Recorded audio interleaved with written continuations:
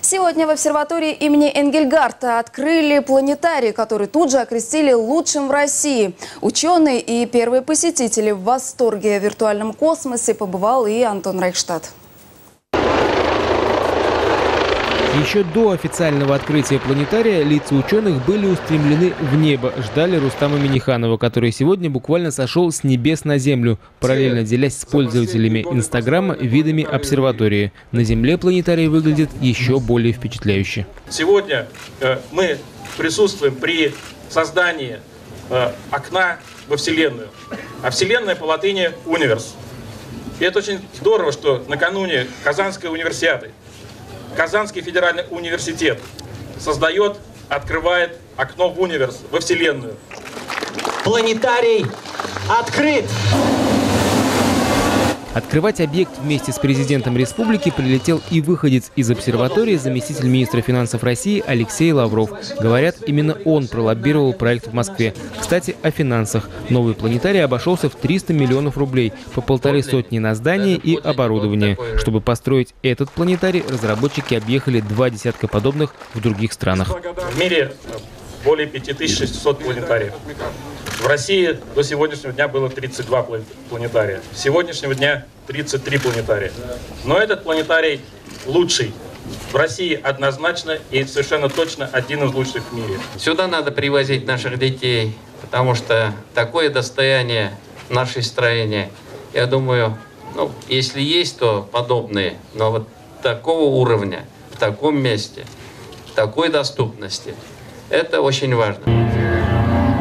Зал на 90 мест буквально погружает зрителя в виртуальный космос. В путешествие по небу без преград отправился и президент республики. Сферический экран может быть и своего рода кинозалом, и лабораторией. К примеру, Рустаму Минниханову показали, каким было звездное небо в день его рождения, 1 марта 1957 года, после чего отправили весь зал в черную дыру.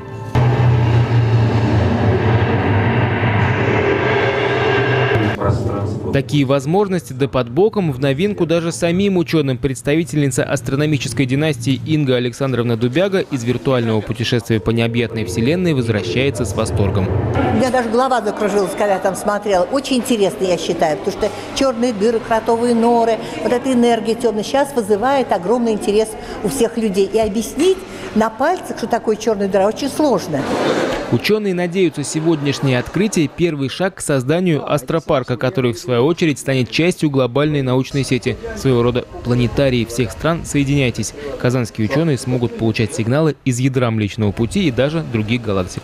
У нас же еще будут две тарелки стоять. Мегатартора – это космическая тарелка, которая будет сканировать космический мусор. Вот эти неожиданные метеориты, метеороиды, которые угрожают Земле, это мы тоже все будем искать. То есть это уже научное направление. Потом большой радиотелескоп будет стоять тоже. Если будут деньги, конечно. Вроде бы как дают деньги. Все зависит от денег. И астропарк будет у нас развиваться. Впрочем, записываться на экскурсии пока рано. В общедоступном режиме планетарий заработает немного погодя. Я думаю, в штатном режиме он заработает через 1,5-2 недели. На сегодняшний день полностью штат сформирован.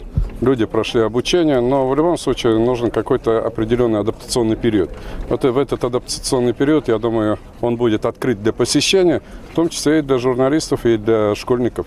Но он не будет работать по какому-то расписанию. Купол планетария изготовлен из специального тонкого перфорированного алюминия, который позволяет максимально реалистично передать изображение звездного неба.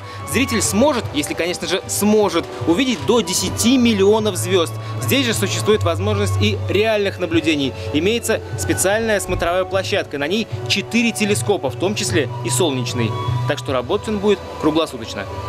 Антон Рейхштадт, Дмитрий Рыженко, телеканал «Эфир».